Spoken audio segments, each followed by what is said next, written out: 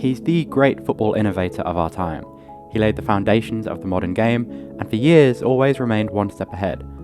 At least until now, because Pep Guardiola is facing his greatest ever challenge, a football world that he built, that knows all his secrets, and is using them against him.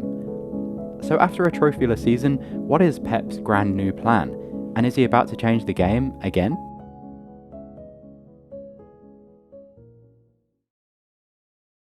For me, tactical innovations are what keep the game fresh and exciting. But if you want to make a change to improve your experience online, I highly recommend Opera Browser, the sponsor of today's video. What makes Opera unique is the way its features simplify and enrich your online experience. For example, in making these videos, I've often got a lot of tabs open, I'm trawling through different sources, and Opera's tab traces makes it easy to navigate them. Those little underscores mean it's a recently visited tab. The darker it is, the more recent, so at a glance I know where I'm coming from, and I don't have to go through them all.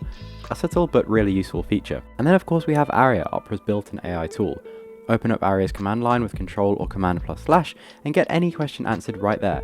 Super useful for quick research. Opera also helps me with multitasking, so if I've got a YouTube video playing and I want to keep it visible, I don't need to open a separate window. With video pop-out, I can just detach it and move it anywhere, even outside the browser window.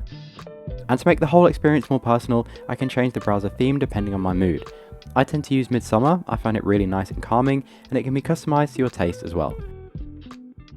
So for a browser experience that's way ahead of the game, be sure to download Opera today with the first link in the description. Each Guardiola innovation may have seemed unorthodox at the time, but they fit perfectly into his unique footballing vision. And to understand where he's going next, you must first understand that vision. To briefly recap, Pep's possession philosophy can be explained in his own words. Rationally occupy space and move the ball to the space. A game fundamentally based on passing, where players respect each other's spaces and move the ball from zone to zone in order to progress. But what has made City unique is the maturing of Pep's tactical vision over the years, where he's designed a consistent game plan or process for his team to implement on the pitch, a process defined by secure build-up and lots of central passes, with the aim of progressing up the pitch together as a unit and establish territorial control. This strategy does create a lot of offensive pressure, but crucially ensures the team remains compact vertically, shortening the distances required to counterpress if you lose it. And it's in service of this process that every innovation has come along. Inverted fullbacks gave him more numbers centrally and more secure passes at the base of the team, while a wide front five would stretch opposing defences, creating more progressive options and allowing you to gain territory. The problem is that over time, teams have come to deeply understand both the Guardiola philosophy and process. In many ways, the modern game has been built around disrupting this specific model. For example, teams will rarely ever allow City a numerical advantage in the back line, whether that's with a flat back five or dropping a player in contextually. They tend to set their defensive line higher, preventing City from camping in the final third. And perhaps most importantly, they've gone from mostly zonal defending to more man-oriented defending, to target Pep's positional structures. All of this has forced Pep to reconsider his obsession with control, accepting more situations where his team bypasses that process, attacking more directly. But this season, he might be taking that pragmatism a lot further than any of us expected. On the surface, Pep's system looks much unchanged from recent years, because the basic shape and principles still accomplish that process of control quite well. He's still, for example, building up with his usual 2-3 or 3-2 shapes, though now that 2 often becomes a 1 to push a player up and overload a back 5.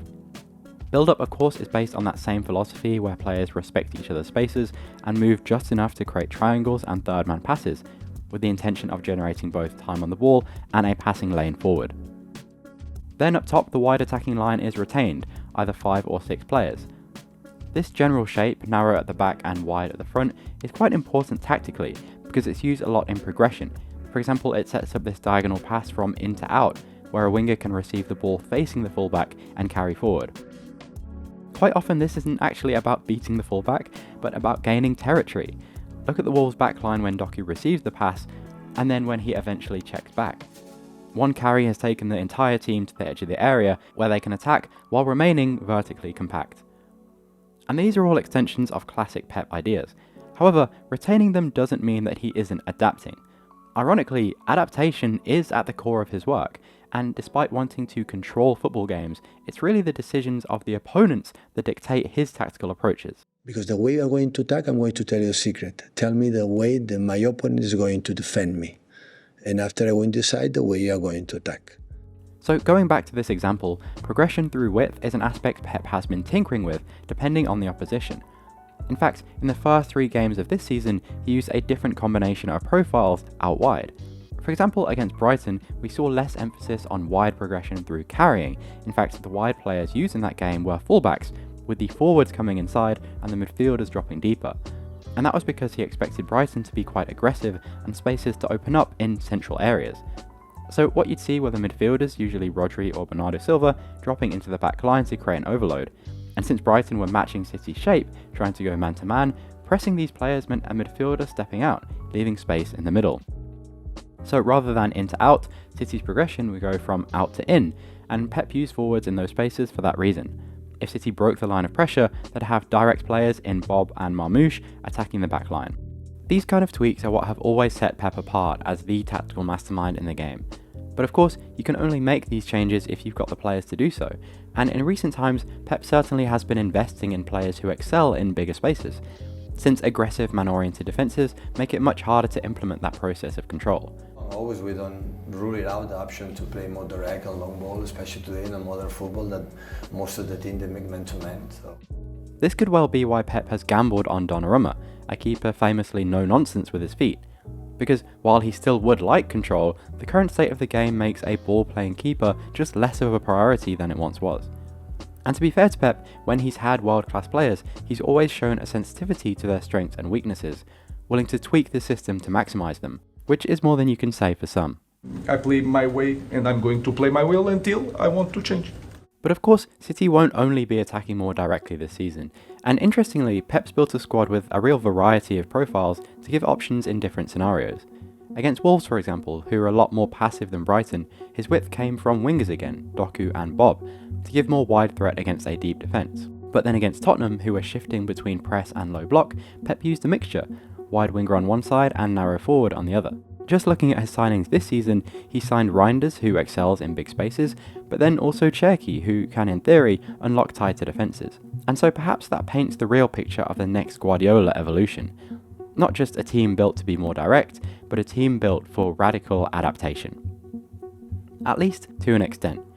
Because if there's one thing we can't forget, it's that behind these adaptations, these shifting numbers, are absolute values. A footballing philosophy that's set in stone, that will not ever be compromised. And perhaps for the first time in Pep's career, that itself has created a problem. So just how robust is Pep's plan, and are we still missing the real ace up his sleeve? While he might make structural or personal changes, Pep's base philosophy is what's always driven his football. But as opponents have learned to counter that philosophy, Pep's had to compromise some elements of his footballing process. As we've seen against more man-oriented defending, his team will sometimes be more direct. But an important question is, why is that the solution? Well, you have to understand that while he might compromise the process, he'll never compromise that base philosophy. When faced with a man-to-man press, Pep won't change his build-up fundamentals. Players will still rationally occupy space and try to generate a free man. But if that's not possible, you have no choice but to try and attack the only space there is, the space in behind. That applies to their chance creation too, which uses that understanding of space to generate advantages, particularly in the wide areas and half spaces, because by spreading across the pitch, they could stretch an opposing defence and create overloads in those areas. But just look at what teams do now. This is Arsenal, and take a look at how suffocated those spaces have become. Virtually 7 players across the back line, and 3 to 4 just shutting down the width and half space. No matter how many players City commit, it's very difficult to find a numerical advantage. Once again, the solution to this won't be to change these attacking fundamentals. Instead, if they can't break a team down, they'll look to sidestep the problem altogether, attacking more directly when they break lines of pressure, or even relying more on transitions. In the second half against Man United, we saw a glimpse of a rare pragmatism from Guardiola, his team shifting to a 5-4-1 block and hitting United on the counter. Of course, there's nothing wrong with any of this. It just doesn't feel very Pep. He's always seemed one step ahead, asserting his philosophy and his process. But it feels more and more like he's having to react. If his previous innovations exaggerated the differences between his team and the rest, I wonder if this season City will look more normal than ever. Just seeing the behaviour of his goalkeeper may be proof enough that Pep, as much as anyone, is struggling with a tactical stalemate. Which leaves us with a question: who will break that stalemate? In a world homogenised around following and then countering the Pep way, it feels like a real innovation is being called for. A way of solving these problems that isn't based solely on this Guardiolan understanding of space. But will it come from the man himself? It's very unlikely, because even the greatest methods, if followed religiously, can eventually become limitations. I'm pretty sure after winning 4 Premier Leagues in a row, I'm going to change the way I believe the football match my team's going to play. Never ever will change my beliefs in the way we're going to play. None of this serves to discredit Pep or write him off. He might still win the league, he might win it all, but as far as changing the game goes, it may be time for someone else to pick up that baton.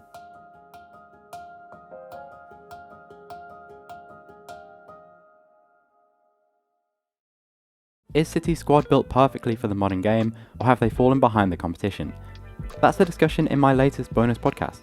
To hear it, you can become a Patreon member for just $2 a month, or $12 for a whole year, and get access to all my bonus content. If you don't want to pay, you can also become a free member for access to my community channel, where I share all the research and resources I use to create these videos. So if you want to dive deeper into football tactics and meta discussion, head over to the first link in the description.